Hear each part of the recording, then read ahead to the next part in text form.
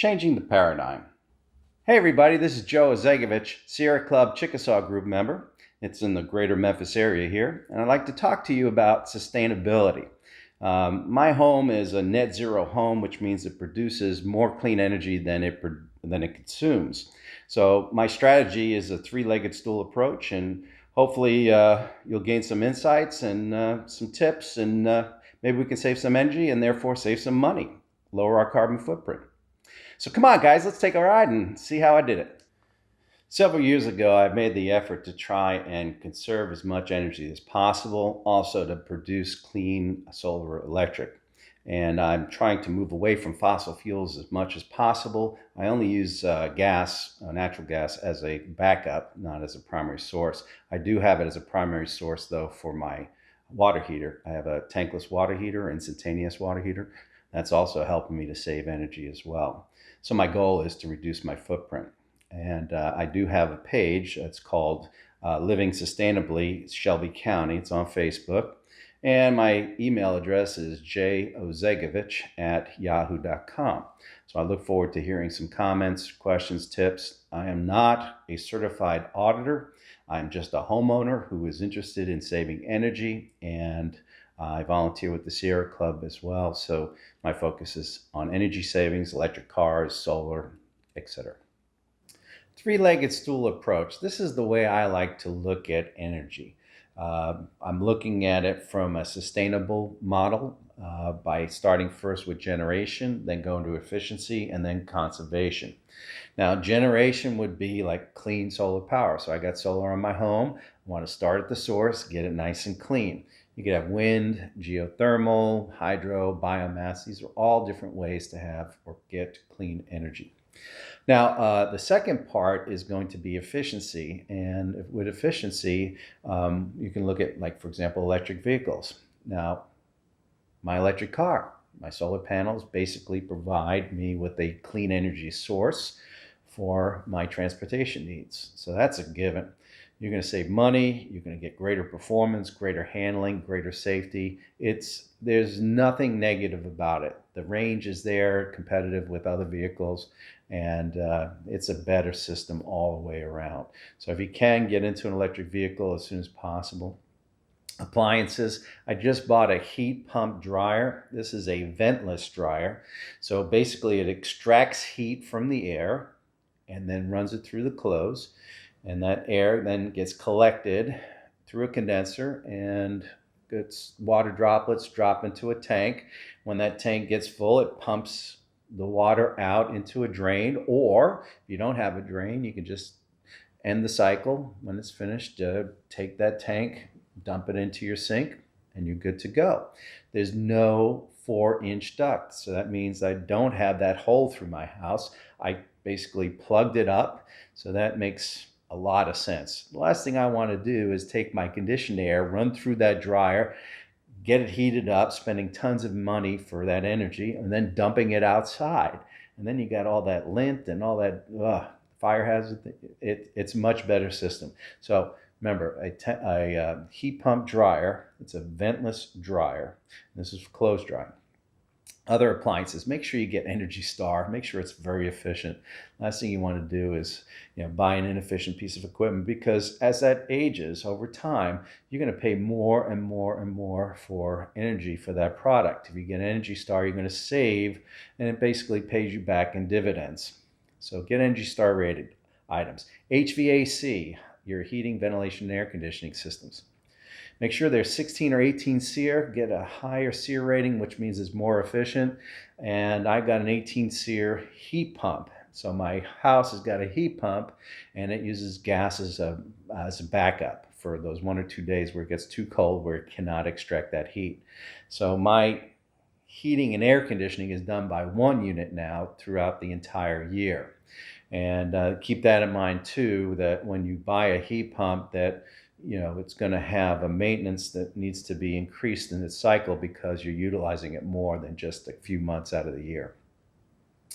LED bulbs. Get away from those incandescent bulbs. LEDs are more efficient. So a 100-watt incandescent bulb versus the same power or amount of light that it produces is 11 watts. So 11 versus 100. You're going to save tons of money on energy with LEDs. You can get different colors, different temperatures. So there's no need to worry about. Just go to the big box stores, buy them in bulk. You'll save tons of money on energy right away. Next thing we're going to talk about is conservation.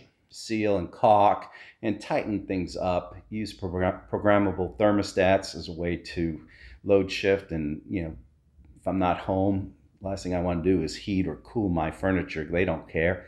So trying to load shift also save me energy. And the fact that I live at home alone, well, not all alone, but I don't have a lot of kids in the house. I don't have a lot of kids in the house, so therefore, it makes it easier to manage that thermostat than it is in a home where you got multiple people in there, and therefore you have to contend with a happy medium. Now let's take a look at this. This is the state of Tennessee's average residential yearly kilowatt hour consumption. So this is what a home usually consumes in 1 year in the state of Tennessee, 14,856 kilowatt hours. Now, for the entire United States, it's a little bit different. We got 10,399, a lot lower. Why? Well, because we've got a lot more heat in the south and a lot more humidity. So an air conditioning system is going to be used to reduce the humidity levels and also to keep us comfortable as far as temperature is concerned. So we are going to use more electrical power in the summertime, which is going to be that reason. And then the third bar is my home. Now, my home only utilizes 4,790 kilowatt hours. That is a sharp difference than average throughout the United States and here in the state of Tennessee. Now, this is where the rubber meets the road. This is where you get to see the fruits of my labor. This is my utility bill. MLGW is my local power company. And as you can see, my bill is $0.00. I owe them nothing. As a matter of fact, they owe me. They owe me $41.51. I only consume 205 kilowatt hours of energy, electrical energy in that month. This is the month of November. I produced 585 kilowatt hours of clean solar power that I sold to TVA. So not only when I bought it in 2012, I get this Generation Partners incentive where I sell at a premium, plus I get a credit on my bill. So I do pretty good in terms of selling that energy back at a tax-free investment. So it pays dividends. And of course, when I go to sell my house, of course, I'll say, hey, do you want to pay $200 a month or do you want to get a check for $200 a month? I think it'll be an easy sell.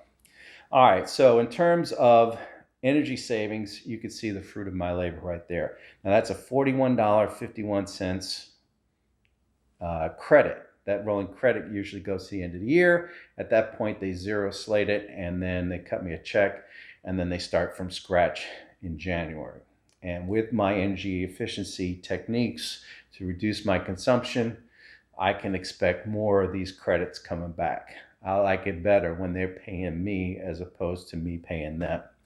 Now, that solar incentive that I have is not available today, so it's not as lucrative as it was for me when I first got started with it.